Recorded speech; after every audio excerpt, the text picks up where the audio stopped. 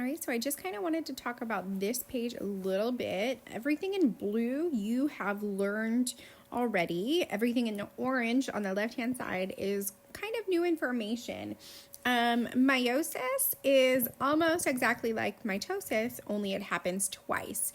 So in meiosis 1, we start with that normal cell, and we're going to split it down and kind of mix match some genes in there, something called crossing over. Okay. So I'm going to exchange genetic information so that I can get what's called genetic variation, so that you don't look exactly like your brothers and sisters, why you don't look exactly like your parents. You have a little bit of traits from each person. Going down through meiosis, when we get to telophase, in mitosis, you know that it splits into two identical daughter cells they each have, a full set of chromosomes, but they are genetically identical. Over in meiosis, at telophase, while they do split into two, it's not over yet. Those are going to divide one more time, and this phase looks exactly like mitosis, only we put 2 after everything. So prophase 2, metaphase 2, anaphase 2. So they're going to split again, and the goal is to make haploid cells, which means half the normal number of chromosomes. So 23 chromosomes in each that don't look genetically identical. They all have a little bit different genes inside of them. So this takes place in sperm cells and egg cells, 23 chromosomes each, and that's kind of the major difference. Whereas in mitosis, that happens in like your skin cells, your liver cells, your bone cells, and it makes a full set of identical genes inside of them, 46 chromosomes. So let's kind of go down through the list. How many times does the cell divide? In mitosis, it's once. In meiosis, it's twice. Does it happen in eukaryotic or prokaryotic cells? In mitosis, it's both. Okay. In meiosis, it's eukaryotic. How many daughter cells are produced after cytokinesis? Mitosis, they are 2. In meiosis, it's 4. Chromosomes does each daughter cell have? In mitosis, it's 46. In meiosis, it's half the number, so half of 46 is 23. Are the daughter cells identical or different? In mitosis, they are identical. In meiosis, they are different. Ooh, can you hear my dog snoring? That's my little pug dog. He snores pretty loud. Does crossing over happen in mitosis? No. In meiosis, yes. Crossing over is that exchange of genetic information, genetic material, so that each gene is a slightly different variation. What type of cell in mitosis? We say it's somatic. So that's your skin cells, your liver cells, your muscle cells. In meiosis, they are gametic, which means gametes, which is the scientific word for sperm and egg. Do the sister chromatids separate? Yes and no. Why does this cell need to divide in mitosis? It's to make more cells. We talked about how they needed to replace worn out and damaged tissue. In meiosis, that's how you make sex cells, so sperm and egg cells. Number 8, why is crossing over so important in meiosis? Because it causes genetic variation. Why you don't look 100% identical to your brothers, your sisters, or your parents. Why does meiosis cause genetic diversity and mitosis doesn't? Mitosis, it never gets old, makes identical cells.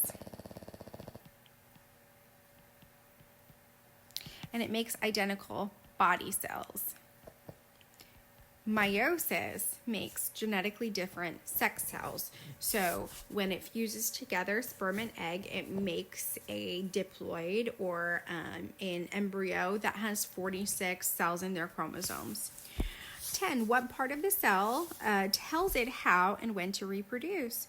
So the nucleus with the DNA has all of that information. It directs the cell and tells it what to do. What pulls the chromatids apart during mitosis and meiosis? That's going to be that organelle called the centrioles, and they're attached to what we call spindle fibers. So when we talked about the cytoskeleton. So example question number 1. Telophase is a stage of cellular process that begins after the chromosomes have moved to opposite poles of the cell. During which cellular process does telophase occur? I have not taught you about translation. Interphase, we know that's the resting phase. I haven't taught you about transcription. And we know that telophase is one of the last phases of mitosis. So my answer is D. Sexual reproduction in animals depends on the production of gametes. Which of these processes produces gametes in animals? So if we look up here, we see the word gametes, and that process is meiosis. Checkpoints occur between the stages of the cell cycle. If a cell does not meet certain criteria at the end of the stage, it will not move on. Which of these occur before the cell enters the G2 stage of the cell cycle? So this is G2, okay? So it's asking you what occurs before the cell enters, and it's going to be S phase. Do you remember what happens in S phase? If you do, it stands for synthesis, which means the cell is busy making. Synthesis means to make DNA. During meiosis, homologous chromosomes, so same, homologous means same, this is a hard question, exchange genetic material. This exchange of genetic material increases genetic variation. So genetic variation means varying of genes, why you don't look 100% like your brothers and sisters or your mom or your dad.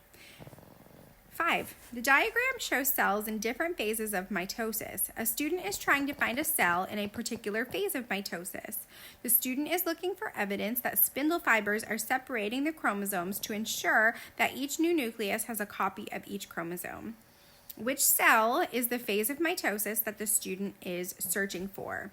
Okay, spindle fibers are separating the chromosomes to ensure that they have a copy of each. So we can see spindle fibers here and here, but all of my chromosomes are together in the middle. Where are they separated on opposite ends of the cell? That's going to be cell number 2. This is anaphase, or anaphase in German. Cells pass through G2 checkpoint before entering mitosis. Ideally, if DNA damage is detected, the cells do not enter mitosis until the damage is repaired.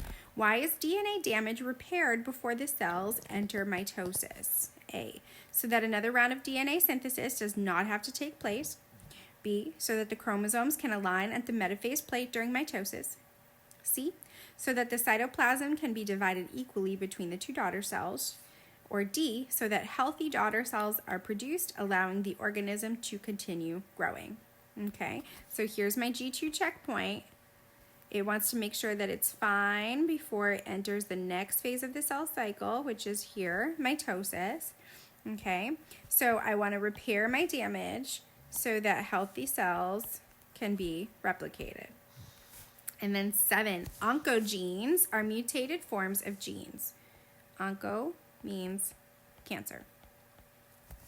Oncogenes can transform a cell into a tumor cell. Some tumors are benign, so there's that word that we talked about, while others are malignant. How does the presence of an oncogene lead to the formation of a tumor? Okay, so ATP production is inhibited. We know that ATP doesn't really have anything to do with mitosis. It's not made in mitosis. Cell division is unregulated. Unregulated means that it's not checked, not regulated, not controlled. Somatic cell growth or body cell growth is inhibited. Inhibited means slowed down or stopped.